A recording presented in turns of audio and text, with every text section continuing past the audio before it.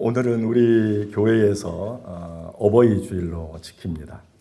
우리가 어버이 주일로 지키는 이유는 자녀된 우리들에게 너무나도 좋으신 부모님을 주신 하나님께 감사하기 위함입니다. 더 나아가서 부모님의 은혜와 사랑을 생각하면서 부모님께 감사와 경의를 표하는 그런 시간을 갖기 위해서입니다.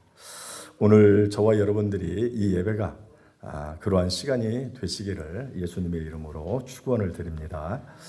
저는 개인적으로 어버이 주일이 되면 늘 마음에 부담이 됩니다. 두 가지에 의해서 그런데, 하나는 동일한 주제를 가지고 매년 설교하다 보니까 미천이 딸려서 힘이 듭니다. 새로운 내용을 찾는 게 쉬운 일은 아닌 것 같습니다. 그러나 그것은 사소한 이유이고 정말 큰 이유는 다른 데 있습니다. 이런 설교를 하면 하나님께서 꼭 저에게 이러실 것 같습니다. 야, 너나 잘해. 다른 사람들에게 잘하라고 말하지 말고 너나 잘해. 그래도 피할 수 없기에 오늘 회개하는 심정으로 효도에 관한 설교를 하려고 합니다. 아무쪼록 이 말씀으로 저도 또 여러분도 또 부모님의 사랑에 감사하며 하나님의 효도 계명에 충성하리라 다짐하는 그런 결단의 시간이 되시기를 주님의 이름으로 축원을 드립니다. 오늘 우리가 살필 본문은 우리가 익히 잘 알고 있는 내용입니다. 오늘 본문을 흔히 이삭의 희생 제사 사건이라고 부르고 있습니다. 아브라함이 100세에 이삭 아들을 낳았습니다. 너무나도 긴 세월을 기다린 끝에 자식을 낳았기에 아브라함에게 있어서 이삭은 너무너무 즐거운 그 자체였습니다. 정말 눈에 넣어도 아프지 않을 정도로 그런 자식이 아브라함에게 있어서 이삭이었습니다. 정확히는 알 수 없지만 이와 같은 기쁨을 누리면서 한 거의 20여 년이 지났을 때에, 그러니까 아브라함이 한 120세 정도 되었고 아들 이삭이 거의 20세 가까이 되었을 그때쯤 하나님께서 아브라함에게 이제 찾아오셨습니다. 하나님께서 왜 아브라함을 찾아오셨는가 할 때 오늘 1절 말씀을 보게 되면 아브라함을 시험하기 위해서 찾아오셨다, 이렇게 말씀을 하고 있습니다. 성경에는 시험을 두 가지로 이야기를 합니다. 그냥 우리나라 말은 그냥 시험 이렇게 되어 있지만 이 성경의 원어나 또 영어 성경을 보게 되면 이 시험을 두 가지로 표현하고 있는데, 하나는 테스트라고 하는 말로 표현하고 있습니다. 어떤 자격을 검증하는 테스트. 또 하나는 템테이션이라 그래서 유혹이라고 하는 말로 기록되어 있는 것을 볼 수가 있습니다. 이 테스트는 누가 하느냐 하면 하나님이 하시는 것으로 우리의 믿음 등을 연단하기 위해서 하는 것입니다. 그런데 이 템테이션이라고 하는 것, 곧 유혹이라고 하는 것은 사단이 하는 것입니다. 사단이 왜 우리를 유혹하는가 할 때 우리를 쓰러뜨리거나 또 우리로 하여금 거룩한 삶을 살지 못하도록 하기 위해서 우리를 시험한다, 유혹한다라고 하는 그러한 사실입니다. 이런 사실을 명확하게 보여주는 그 성경 구절이 야고보서 1장 12절하고 13절입니다. 야고보서 1장 12절에 보게 되면 시험을 참는 자는 복이 있나니, 여기서 시험이 나와요. 시험을 참는 자는 복이 있나니. 그리고 그 다음 바로 13절에는 그렇게 얘기합니다. 쭉 얘기하시다가 하나님은 악에게 시험을 받지도 아니하시고 친히 아무도 시험하지 아니하시느니라. 12절에서의 시험을 참는 자는 복이 있다 해서 말할 때의 이 시험은 바로 테스트로 그렇게 되어 있습니다. 그리고 13절에서 나오는 하나님은 악에게 시험을 받지도 아니하시고 친히 아무도 시험하지 아니하신다라고 했을 때의 이 시험이 우리가 말씀드린 템테이션, 유혹이라고 하는 그러한 사실입니다.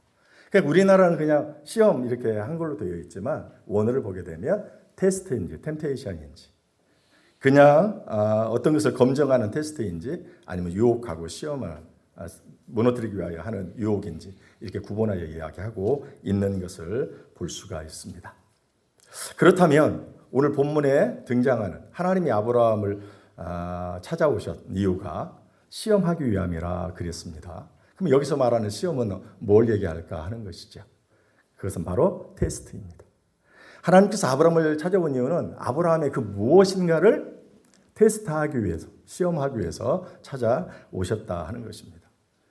그러면 아브라함을 시험, 그 테스트하는 그 테스트의 내용이 뭘까라고 할 때 2절 말씀을 보게 되면 모리아 땅에 있는 한 산에서 이삭을 번제로 바치라는 것이었습니다. 아브라함은 이삭을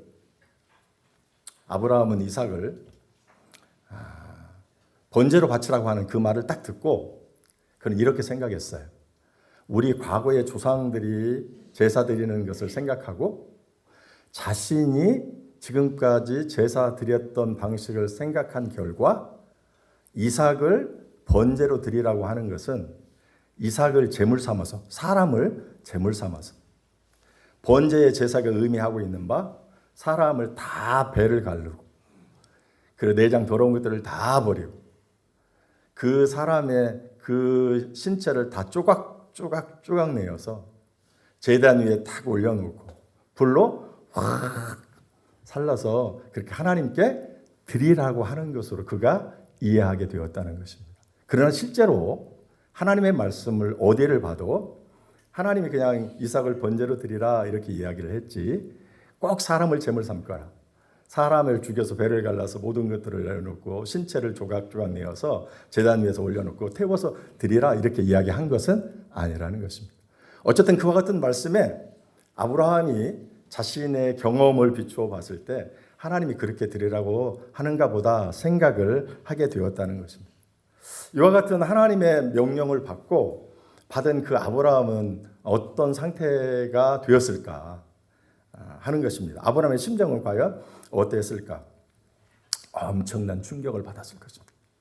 두 가지 정도의 이유인데 앞서 말씀드린 대로 하나는 하나님께서 명하신 제사가 바로 번제였기 때문에 그렇다는 것입니다. 하나님이 그렇게 이야기 그냥 번제로 드리라고만 했지 구체적으로 그렇게 이야기를 하지 않았는데 자신의 경험에 의해서 하나님이 내 자식을 제물 삼아서 그러한 끔찍한 방법으로 하나님께 드리라고? 이것은 이방인들도 잘하지 않는 그런 제사의 방식입니다. 아주 잔인한 거죠. 그런데 하나님께서 그렇게 제사로 내 자식을 드리라고 했었을 때의 큰 충격이 있는 것이죠. 또 하나는 하나님께서 자신에게 너무 지나친 것을 요구했다. 그래서 그가 큰 충격을 받았어요. 하나님께서 아브라함에게 명하실 때 뭐라고 얘기하냐면 내 아들, 네 사랑하는 독자 이삭이라고 얘기합니다. 그러니까 네 사랑하는 아들, 아브라함이 이삭을 얼마나 사랑하는가 하는 것을 알아요, 몰라요? 하나님이 아신다는 거예요. 그리고 네 아들 독자라고 얘기했잖아요. 나에게 아들이 또 자식이 여럿 있는 게 아니고 뭐예요? 딱 이삭 하나예요. 나에게 있어서 자식 딱 하나. 나에게 있어서 이삭이 나 자식의 전부예요. 그런데 내가 얼마나 내 아들 이삭을 사랑하는지 하나님이 아시고 이렇게 얘기하는 거예요. 내 생명보다 더 귀하게 사랑한다는 걸 아시고 그것도 여러 아들이 있는 것도 아니고 딱 하나밖에 없는데 하나밖에 없는 그 아들을 나한테 바치라고 하나님이 그렇게 자신에게 요구한 것을 보았을 때 아브라함에게 있어서 하나님의 요구는 엄청난 충격 그 자체였다라고 하는 그러한 사실입니다. 어떻게 사람이 줬다가 뺏어요? 아예 없으면 없어서 좀 서운함은 있어도 줬다가 다시 뺏어가면 더 서운한 것이죠. 더 큰 충격이죠. 그러함에도 불구하고 아브라함이 어떻게 했을까요? 하나님의 요구에 순종을 합니다. 그게 3절이죠. 3절에 이렇게 얘기하죠. 아브라함이 아침에 일찍 일어나 나귀의 안장을 지우고 두 종과 그의 아들 이삭을 데리고 번제에 쓸 나무를 쪼개어 가지고 떠나 하나님이 자기에게 알려주신 곳으로 가더니 그 명령이 떨어진 그 다음 날 아침 일찍 채비를 하고 그러니까 나귀의 안장을 지우고 번제에 쓰일 나무를 쪼개어 자식에게 이삭에게 지게 하고 두 사람과 이삭과 함께 이제 하나님이 지정한 모리아 땅에 있는 어떤 산 우리는 그냥 보통 모리아산 이렇게 얘기하지만 모리아 지역에 있는 어떤 산으로 출발하게 되었던 것을 볼 수가 있습니다. 현재 아브라함이 있었던 곳이 어디냐? 부엘세바예요. 부엘세바에서 모리아라고 하는 지역에 있는 하나님이 정해주신 어떤 산, 여기까지 3일 걸렸고 여기까지의 거리가 약 100km 정도 됩니다. 100km 정도 되는 그 먼 길을 3일 동안 이제 가게 되었고, 가서 도착하자마자 그곳에 제단을 만들고 그 위에 이삭을 제물로 삼아 올려놓고 칼로 이삭을 죽여 하나님께 올려 드리려고 했습니다. 그때 하나님께서 천사를 통해서 아브라함을 막 급하게 부르시죠. 그리고 그렇게 얘기합니다. 그 아이에게 네 손을 대지 말라. 아무 일도 그에게 하지 말라. 네가 네 아들 네 독자라도 내게 아끼지 아니하였으니 내가 이제야 네가 하나님 경외하는 줄을 아노라. 이렇게 얘기합니다.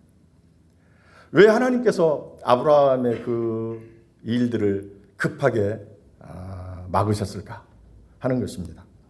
아브라함이 아들 이삭을 죽이려고 하는 것은 신용만 한 게 결코 아니고 진짜로 죽이려고 했기 때문에 그래요. 이미 아브라함의 마음속에서는 이삭을 죽인 것이죠. 그리고 하나님께 이미 바친 것이죠. 그리고 하나님 편에서도 이미 그 이삭을 이미 받으신 거예요. 그래서 하나님께서 아브라함의 행함을 급하게 이제 제지시켰던 것을 볼 수가 있습니다. 이로 인해서 하나님께서 1절에서 말씀하신 대로 아브라함을 찾아오신 이유가 시험, 곧 테스트하기 위해서 왔는데, 이 신앙적인 테스트를 아브라함이 통과하게 되었던 것을 볼 수가 있습니다. 신앙 테스트에 합격하였던 것을 볼 수가 있습니다. 그렇다면 하나님께서 아브라함을 테스트한, 신앙을 테스트한 그 내용이 뭘까 하는 것입니다. 12절 한번 볼까요? 12절 한번 띄워주세요. 뭘 시험하셨을까요? 12절 다 같이 읽습니다. 시작. 사자가 이르시되 그 아이에게 내 손을 대지 말라. 그에게 아무 일도 하지 말라. 네가 네 아들 네 독자라도 내게 아끼지 아니하였으니 내가 이제야 네가 하나님 경외하는 줄을 아노라. 뭘 테스트했어요? 네가 나를 경외하냐, 경외하지 않느냐 하는 것을 시험, 그 테스트 했는데 아브라함이 여기에 통과했다는 것입니다. 이 경외가 뭘까요? 경외. 공경경의 두려울 외에 한문이에요. 공경경의 두려워. 그러니까 이 경외라고 하는 것은 막연한 두려움이 아니에요. 뭐 하나님을 너무 두려운 분이라 내가 하나님을 섬기지 않으면 하나님 나한테 막 벌을 내릴 것 같아서, 그래서 막 내가 섬기고 싶지는 않은데 막 무서워서 하나님을 이렇게 경외하는 것, 섬기는 것이 결코 아니에요. 그분이 두려운 분이기는 해요. 이 사람하고 비교할 수 없는 분이잖아요. 세상의 어떤 신과도 비교할 수 없는 분이잖아요. 그분이 너무 두려운 분이기는 하나 그분의 은혜와 사랑이 너무너무 커서 내가 가지고 있는 모든 것들을 다 드려 주님을 섬기는 그 마음의 태도, 이게 바로 경외예요. 우리가 사람을 그냥 우습게 보잖아요. 그러면 함부로 해요, 행동을. 근데 이 아브라함이 하나님을 어떻게 두려운 분으로, 하나님 당연히 두렵죠. 그럼에도 불구하고 당연히 그냥 두려운 분으로 그친 게 아니라 너무너무 사랑해요. 그래서 그 하나님 앞에 가지고 있는 모든 것들을 들여 섬기는 그 마음의 태도, 이게 경외라는 말입니다. 근데 그 경외가 구체적으로 무엇으로 나타내는가? 하나님이 그에게 네가 사랑하고 하나밖에 없는 독자를 나한테 번제로 바치라고 하는 그 말씀에 뭐예요? 순종함으로 그 경외를 그렇게 표하고 나타내게 되었던 것을 볼 수가 있습니다. 많은 학자들은, 그리고 많은 사람들은 오늘 본문을 이렇게 보면서 다 포인트를 어디에 두냐면 아브라함에게 둡니다. 야, 아브라함의 믿음, 그리고 곧바로 순종하는 그 순종. 그래서 엄청나게 칭찬을 해요. 맞아요. 오늘 본문은 아브라함의 믿음도 얘기하고 있고 아브라함의 순종도 이야기하고 있어요. 그러나 우리가 하나 간과하지 않아야 될 것은 그 아들 이삭입니다. 이삭을 생각해야 돼. 이렇게 얘기할 수 있어요. 이삭의 협조가 없었다면 과연 아브라함이 그렇게 하나님 앞에 순종을 할 수 있었겠는가 하는 것입니다. 이때 아브라함의 나이가 몇 살 정도 됐다 그랬어요? 120살 됐다. 그러면 지금도 120살은 많지만 그때에도 나이가 많으신 거예요. 그 위에 조금 있다가 아브라함이 죽어요. 죽기 전에 한 7, 8년밖에 안 돼요. 별로. 그러니까 나이가 많아요. 반면에 아들 이삭은요. 거의 10대 후반, 거의 20세 정도가 가까이 됐잖아요. 그때 가장 뭐예요? 혈기 왕성하고 체력도 막 대단하고 아주 이런 때이죠. 그런데 아버지가 갑자기 아들을 어떻게 해요? 묵더니 그 아들을 죽이려고 해요. 그때 아들이 어떻게 할까요? 아버지 죽이세요. 그냥 자신을 내드려요. 그리고 제단 위에다 뭐예요? 이삭을 올렸다 그랬잖아요. 그 나이 드신 분이 그 아들을 막 깜짝 들어가지고 그 제단 위에다 딱 올려놓았는데 그때도 아버지 저를 들으시고요. 거기에다 그냥 놓으세요. 그리고 죽이려면 그냥 죽이세요. 이렇게 했겠습니까? 그런데 오늘 본문을 그렇게 했어요, 안 했어요? 했어요. 이 이삭이 아버지의 그 행함에 아무런 토를 달지 않아요. 저분이 내 아버지이시긴 하지만 노망 들었나? 죄송해요. 좀 미쳤나? 어떻게 자식을 묶어서 제단 위에다 놓고 칼로 나를 찔러 죽이려고 하고 어떻게 이런 아버지가 있을 수 있느냐고. 내 아버지 정말 맞느냐고. 그리고 내가 힘이 세잖아요.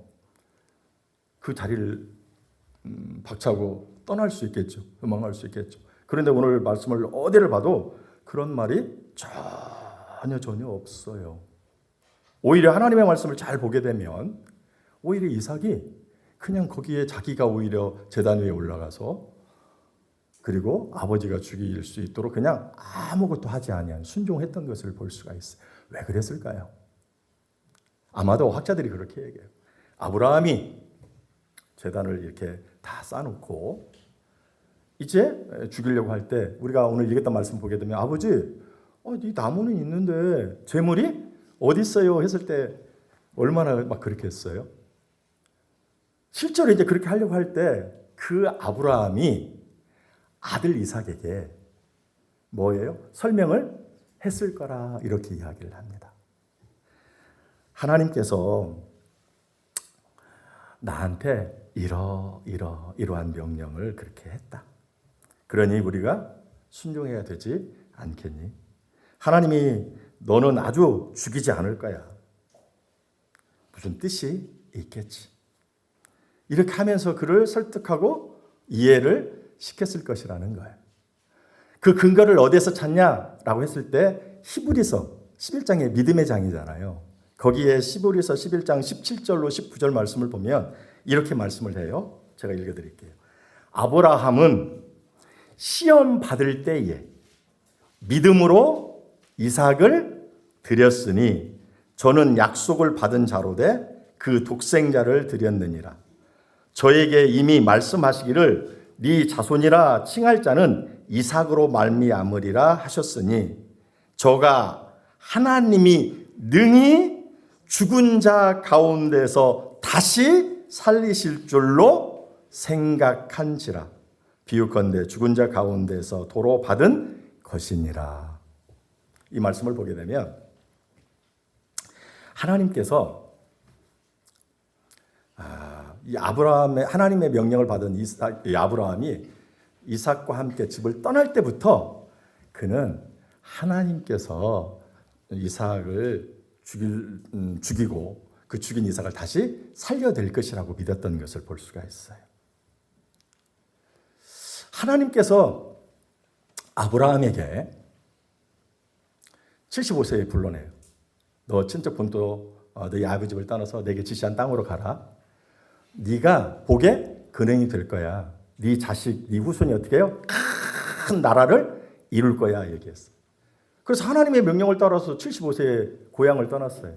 75세면 보통 사람들은 외지에 있다가 죽기 전에 보통 고향으로 가는데 75세에 아브라함을 떠나래요. 한 번도 가보지 아니하는 그 미지의 세계, 그 위험한 세계. 근데 믿음으로 갔어요. 갔는데 자식을 안 줘요. 분명히 네가 복의 근원이 되고 네 후손이 큰 민족이 되어서 넌 그 민족의 조상이 될 거야. 분명히 네 자식들을 통해서 큰 민족을 이룰 거야 라고 했는데 자식을 안 줘요. 그러니까 생각을 했어요. 하나님의 뜻을 이루어드리려고 하면 어떻게 하지? 내가 양자를 삼으면 되겠네. 그 양자를 통해서 하나님 그렇게 역사하실 수 있는 거 아니야? 그래서 나이 들은 엘리에셀이라고 하는 늙은 종을 자신의 양자로 삼으려고 하니까 하나님이 아니야. 그러다가 가만히 있으니까 그러면 첩을 드리면 되겠네. 첩. 그 첩을 통해서 내 자식을 얻으면 되겠네. 그런데 뭐야? 이스마엘 그것도 아니야. 내가 분명히 얘기했잖아. 네 후손을 통해서 너와 사라를 통해서 자식을 준다고. 그렇게 하다가 어떻게 했어요? 100세에 이삭을 줬어요. 하나님이 약속을 지켰어요. 이 자식을 통해서만 큰 나라와 민족을 이루겠다라고 분명히 약속해 주었어요. 그런데 하나님이 이 자식을 어떻게 해요? 죽이라고 하잖아요. 지금 번제로. 하나님 그렇게 얘기는 안 했지만 아브라함이 조상들의 경험과 자신의 경험을 주어서 그러면 이 자식을 죽이면 그 하나님의 약속이 이루어질까요? 안 이루어질까요? 안 이루어지는 거죠. 그런데 하나님은 어떻게 해요? 반드시 약속을 지키시는 분이야. 오래 걸렸지만 나에게 자식 준다고 했는데 자식 줬어 안 줬어? 줬어. 그러니까 하나님이 분명히 그 약속을 이루실 거야. 근데 이 약속을 지키려면 이 아들이 혹 번제로 어떻게 해요? 죽임을 당할지라도 여기 오늘 말씀이 있었죠. 다시 살리실 줄로. 하나님은 능히 그렇게 하고도 남으실 분. 그런 전능하신 분. 이것을 믿었기 때문에 하나님이 아브라함이 그렇게 무리한 요구를 했을지라도 아멘 하고 순종했어요. 이 사실을 누구에게? 지금 자식 이삭에게 설명을 쭉 해 주었다라고 하는 그러한 사실이에요. 그런데 아들이 이와 같은 아버지를 헛소리라고 생각할 수도 있었을 거 아니겠어요? 그런데 이 이삭이 뛰어난 점이 그거예요. 아버지는 헛소리를 하시는 분이 아니야. 내가 아버지를 쭉 지켜봤고 내 아버지라고 해서 내가 하는 게 아니라 우리 아버지는 진실한 분. 헛소리를 하시는 분이 아니야. 그리고 내가 섬기는 하나님, 우리 아버지가 섬기는 하나님을 내가 믿는데 내가 섬기는 하나님은 그러한 하나님이 아니죠. 실현하시는 분이 아니죠. 약속한 것은 반드시 지키시는 분이야. 그래서 아버지가 이야기했을 때 그 아버지의 말, 곧 하나님의 말씀을 믿었고 아버지의 말씀에 어떻게 해요? 온전히 순종을 하게 되었던 것을 볼 수가 있습니다. 여러분 이삭의 행동은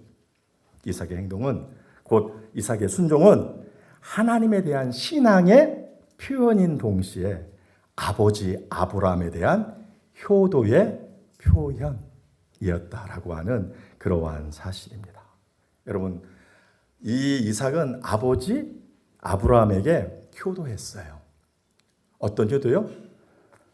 죽기까지 하는 순종의 효도. 이게 바로 이삭의 효도라고 하는 그러한 사실입니다. 이처럼 이삭은 늘 아버지 아브라함의 말씀에 순종하는 효도하는 삶을 살았던 것을 볼 수가 있어요. 여기뿐만이 아니라 그 이후에 한 20여 년이 또 지나요. 그러면 이제 몇 살 정도 됐겠어요? 한 40여 세 되지 않았겠어요? 창세기 25장 20절 말씀을 보게 되면 그가 결혼한 나이가 40세예요. 자 봐요. 요즘에도 40세의 자녀들이 결혼을 한다고 할 때 늦어요, 안 늦어요? 요즘에도 좀 늦죠. 이때 당시에 40은 늦을까요, 안 늦을까요? 역시 늦어요. 그러면 왜 이렇게 늦은 나이에 노총각인데 왜 한참 늦은 나이에도 불구하고 결혼을 하지 않았을까? 그리고 그때 가서 비로소 결혼을 하게 되었을까? 독신주의자 그럴까요? 아니면 막 여자들 막 고르고 고르다 보니까 막 눈이 높아져가지고 그랬을까요? 그렇지 않아요. 아버지의 뜻을 따라서 아버지가 원하는 그 여인과 결혼하려고 그가 늦게 결혼했던 것을 볼 수가 있습니다.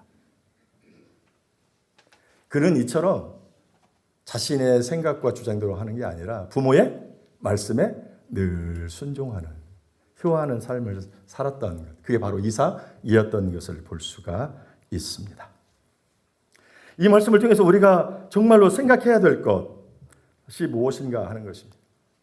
이렇게 이삭이 하나님 자기 부모의 말씀에 늘 순종하는 효의 삶을 살 때 하나님이 어떻게 하셨을까요? 그에게 복을 주실까요? 안 주실까요?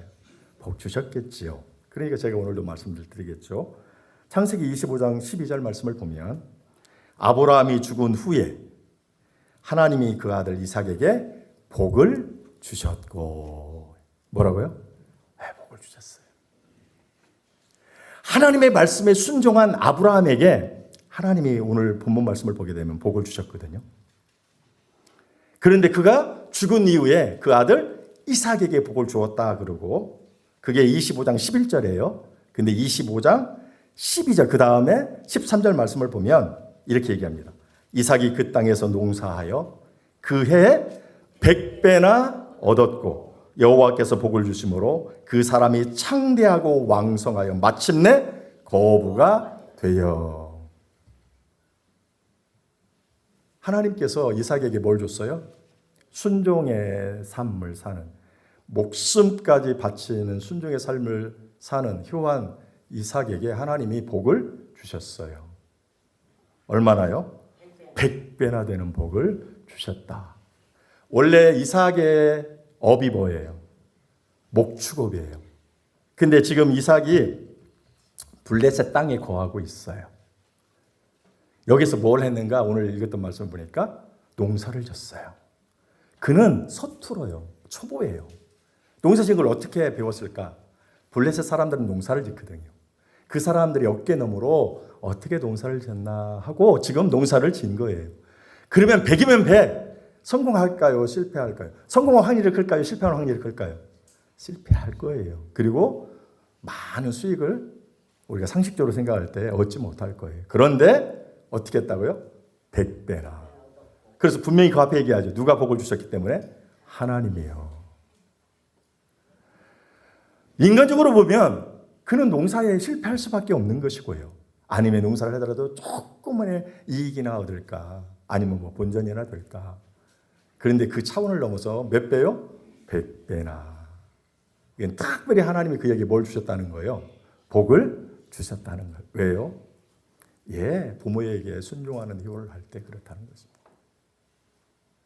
부모에게 순종하는 것은 곧 그 하나님에게 순종하는 것이 되기 때문에 하나님께서 그에게 복을 주셨다라고 하는 그러한 사실입니다. 오늘 이와 같은 말씀을 통해서 하나님이 우리에게 가장 바라시는 게 뭘까? 인간의 도리 중에서 가장 큰 것이 뭘까 할 때 바로 효, 부모, 공경이라는 것입니다. 오늘 사람이 하나님 우리에게 요구하는 가장 첫 번째 것, 그리고 우리가 감당해야 될 가장 첫 번째 것이 뭐냐?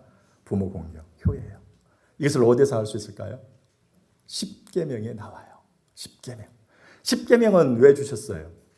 주기도문은 어떻게 하나님 앞에 기도를 해야 되는가를 가르쳐주게 해주셨고, 사도신경은 우리가 무엇을 믿느냐 하는 것을 가르쳐주기 위해서 전능하신 하나님께서 주셨고, 십계명은 우리가 이 땅에서 어떻게 삶을 살아야 되느냐, 윤리적인 삶을 위해서 십계명을 우리에게 주셨는데, 그 십계명에 우리가 두 가지로 나눌 수 있어요. 1계명에서 4계명, 5계명에서 10계명까지.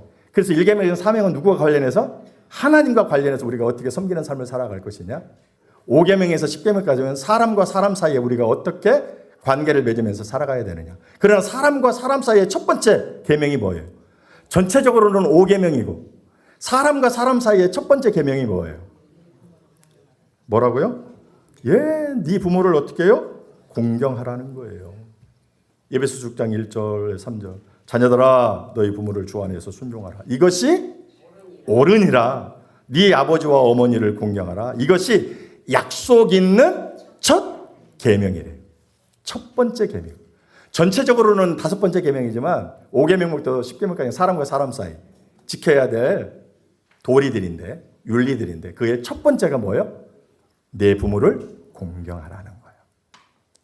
그 어떠한 계명에도 약속이 안 붙어 있는데 여기에는 뭐예요? 약속이 붙어 있어요. 이 약속이 뭐냐? 바로 부모에게 효하면, 부모의 말씀에 순종하면 뭘 주신다고요? 복을 주신다고 하는. 효하는 자에게만 하나님이 약속을 해 주었어요. 그 약속이 뭐라고요? 복을 주시겠다. 그 복이 뭐냐라고 했었을 때 네가 잘 되고 이 땅에서 하는 모든 일이 잘 되고 땅에서 네가 장수할 것이라고 하는 복. 사랑하는 교회 성도 여러분, 하나님이 우리에게 요구하시는 것은 부모의 말씀에 순종하는 뭐요? 효하는 삶이라는 거예요. 효에서 우리로 하여금 하나님께 주시는 놀라운 복을 받는 삶을 살기를 원하시는 것이라는 사실입니다. 반대로 그러면 우리가 하나님의 뜻을 거스려서 부모에게 효하지 아니하면 어떤 일이 발생하게 될까? 끔찍한 일이 발생하는데 성경은 그 많은 부분에서 얘기해요. 그중에 대표적인 거 2개만 얘기하면 잠언 30장 17절에 아비를 조롱하며 어미 순종하기를 싫어하는 자의 눈은 골짜기의 까마귀에게 쪼이고 독수리 새끼에게 먹히리라. 출애굽기 21장 15절 자기 아비나 어미를 치는 자는 반드시 죽일지니라. 사랑하는 교회 성도 여러분, 오늘 하나님이 우리에게 말씀하시는 것은 특별히 이삭의 모습을 통해서 우리에게 말씀해 주시는 그 한 가지의 교훈은 효와 관련해서 부모에게 순종하라는 것입니다. 부모를 온전히 섬기라는 것입니다. 이게 하나님을 믿는 자로서 가장 먼저 해야 될 일이라는 것입니다. 그리고 그 일을 함으로 하나님이 너에게 약속하셨던 놀라운 축복을 누리는 삶을 살아라, 이렇게 말씀하고 계십니다. 어버이 주일을 맞이하는 오늘 저와 여러분들, 또 특별히 자녀된 여러분들은 오늘 이 말씀에 도전을 받으시고 우리의 육신적인 부모 그 은혜와 사랑을 생각할 뿐만이 아니라 하나님이 말씀을 통하여 우리에게 주시는 그 말씀을 통해서 다시 한번 내 부모를 잘 섬기고 있는가 생각해 보시고, 그렇지 못했다면 철저히 회개하시고, 잘 섬기고 있다면 더 잘 섬기려고 노력하셔서 하나님의 뜻을 이루어드리고, 그때 하나님이 주시는 놀라운 축복도 받아 누리시는 오늘 저와 여러분들 되시기를 예수님의 이름으로 축원을 드립니다. 기도하시겠습니다.